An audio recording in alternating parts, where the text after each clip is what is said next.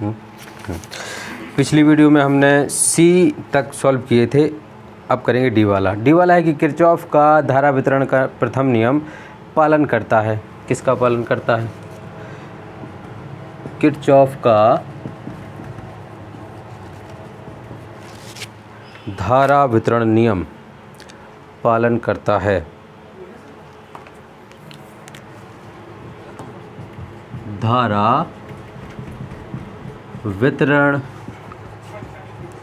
नियम पालन करता है। किस चीज़ का पालन करता है? तो पहला है इसमें कि भाई ऊर्जा संरक्षण के नियम का, ऊर्जा संरक्षण के नियम का, ठीक, या फिर आवेश संरक्षण के नियम का, आवेश संरक्षण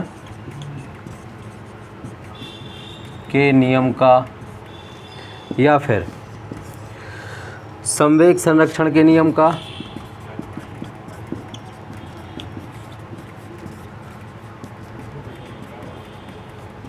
या फिर इसमें कि द्रव्यमान संरक्षण के नियम का।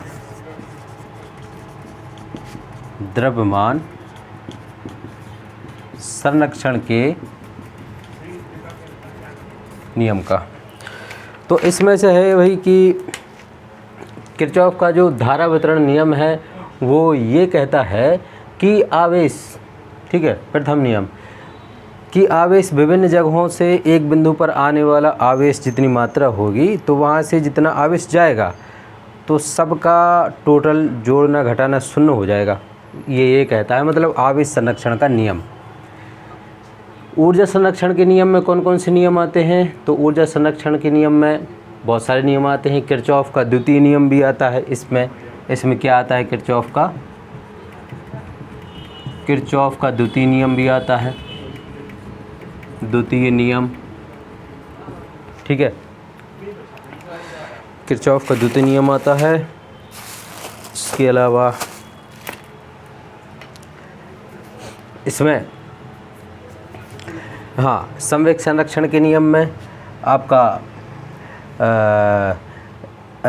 न्यूटन का तृतीय नियम आता है। संवेग संरक्षण के नियम में न्यूटन का तृतीय नियम आता है, न्यूटन का तृतीय नियम आता है। द्रव्यमान संरक्षण में बहुत सारे नियम आते हैं। 11th में है, 11th की फिजिक्स में है, उसमें आएगा सरल अनुपात का नियम आएगा, एक सरल अनुपात का नियम, सरल अनुपात का नियम भी आता है। इसके बाद गुणित अनुपात का नियम भी आता है, गुणित अनुपात का नियम भी आता है।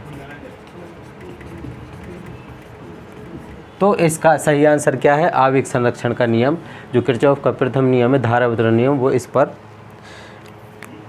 हाँ, इस नियम पर ये आधारित है।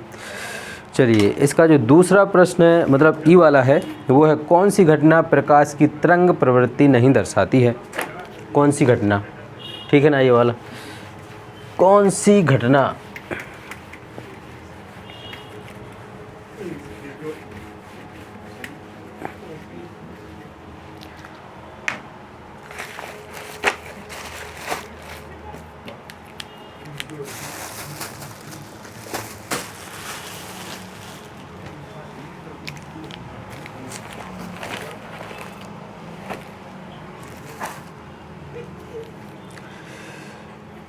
इसमें है कि कौन सी घटना प्रकाश की तरंग प्रकृति नहीं दर्शाती है?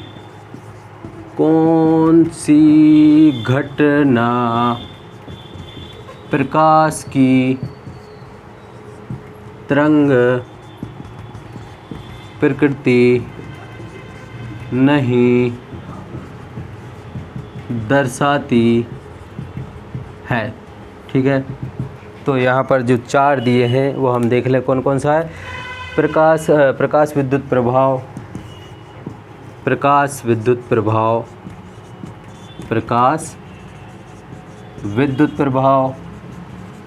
दूसरा है व्यतिकरण, दूसरा है व्यतिकरण। चौथा है विवर्तन, विवर्तन। तीसरा है विवर्तन। और चौथा है ध्रुवण। चौथा क्या है? ध्रुवण है। ठीक है। तो इसमें से कौन सी घटना प्रकाश की तरंग प्रकृति नहीं दर्शाती है? तो तरंग प्रकृति नहीं दर्शाती है, इसमें होगा आपका प्रकाश विद्युत प्रभाव। क्यों? प्रकाश विद्युत प्रभाव क्या कहलाता है? तो यह एक ऐसा ये प्रभाव है जिसमें किसी धातु के ऊपर जब कोई निश्चित आवृत्ति की कोई तरंग आपतित होती है या प्रकाश किरण आपतित होती है तो धातु में से इलेक्ट्रॉन उत्सर्जित होने लगते हैं। व्यतिकरण क्या होता है?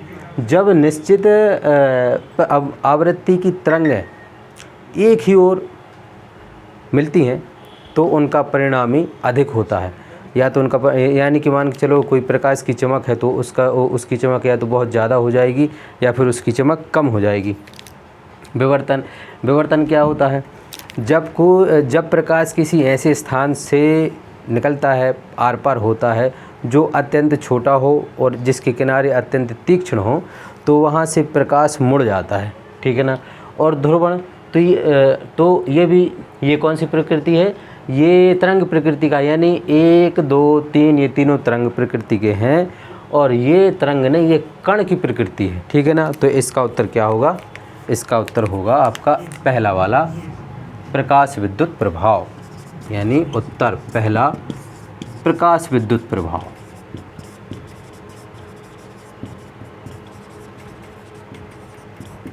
ठीक।